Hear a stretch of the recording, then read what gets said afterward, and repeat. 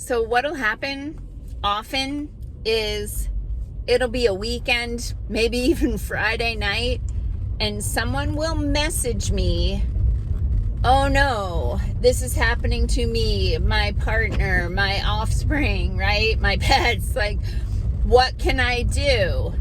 And I'm like, what do you have? And in a lot of cases, people will have some things and be like, oh, okay, you can use this, or you can use that, or do you have any XYZ? And in other cases, what is that? Slow possum did not make it. In other cases, I'm like, do you have any this? No. And I'm like, I don't know how to help you. Like, we don't have access to the things you need. So I've got some ideas for you. First of all, I almost forgot, I'm Dr. Patty Barch. I'm a traditional naturopath, founder and owner of Naturally Unbridled Wellness and naturallyunbridled.com, where we focus on wellness solutions, not disease management. This is Down the Ridge with Dr. Patty. This is not medical advice. It's for entertainment purposes only. Nothing I say is true. Don't listen to me.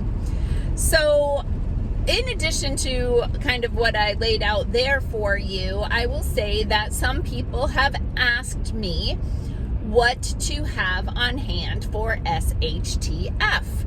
If you're unfamiliar with the acronym SHTF, it's shit hits the fan.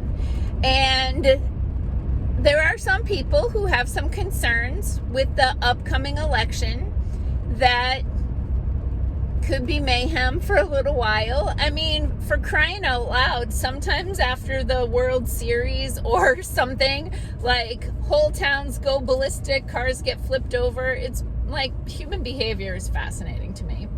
In any event, since I received some requests for what to have on hand, SHTF, I did put together a list, and I'll probably tweak it and update it from time to time, because it's like I have to think of the things and then a way to get them to people, not just people who have access to my office, but people who need us to ship product to them or want to buy it through one of our online portals. So that being said, I put together a list, and if you go to naturallyunbridled.com and you click on the articles tab, depending on when you're watching this video, the top article should be the SHTF emergency kit. But if you don't see it, you're watching this a little bit later, you can just type in the search box either SHTF or emergency, and that'll come up in the search. Okay. Good morning. I was trying to think of the other thing. Some people have also said that they really like my food posts and when I give you some ideas about how to cook, because we know we're now working on the second or third generation of Americans that actually doesn't know how to cook. They only know how to heat up something in a box. So I'm just going to walk you through a few things that I made over the weekend. If you saw my pictures, I had a pretty giant squash harvest. I didn't weigh them, but it's over 100 pounds of squash for sure. And some of the squash we needed to use sooner rather than later because we broke the stem off. And one of those was one of the largest squashes that we grew, called the Georgia Candy Roaster. And that is a crescent moon shaped, oh my goodness, it was over 2 feet long, and it's probably about 4 to 5 inches in diameter. So a big long pointy tube. And so I made squash soup with that. I did what I always do, guys. I just went to YouTube and watched a few videos about different people making different types of squash soup, whether it's butternut or something else. And then I'm like, okay, I got it. And then I do my own thing.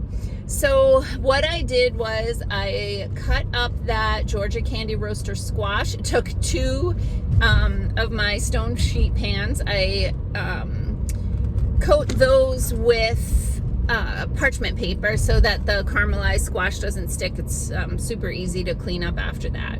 love parchment paper. Roasted those. I think I did about 350 degrees. I didn't season them at all, but I could have. Once they got a little caramelized and soft, pull those out, set them out to cool. I didn't peel them before I cooked them. I peeled them after, and in hindsight, I maybe should have tried to peel them first, because I feel like I did lose some squash to the peel, but that's going to happen either way. Anyway, roasted the squash, and then based on some ideas I got from some other videos, I also roasted 1 cored and peeled apple. I had a bunch of little carrots from my CSA. They're like, you know, real skinny carrots, kind of hard to do stuff with. So I peeled those quick, and I don't always peel carrots, but these ones were a little sketchy. So I peeled those, roasted those with a little bit of butter. What else did I roast in there? Oh, garlic, roasted garlic. Just cut the top off a head of garlic, put it in a small dish, poured in a little olive oil, and roasted that as well. Then while all that stuff was roasting on my stove top, I put a stick of butter, and in the stick of butter I added my herbs and spices. That is called blooming the spices. And so the fat, because a lot of the essential oils in the herbs that have a lot of that flavor, they're fat soluble. So if you put them in your fat, you'll get more flavor. So off the top of my head, what did I use for herbs and spices? I know I used some thyme. I just felt compelled, so I used some thyme. Some cumin, curry. Just a little bit of curry because my husband doesn't love curry, but I used maybe a rounded teaspoon of curry.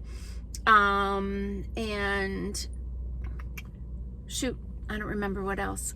Anyway, I did put it, if you go to my page on Facebook,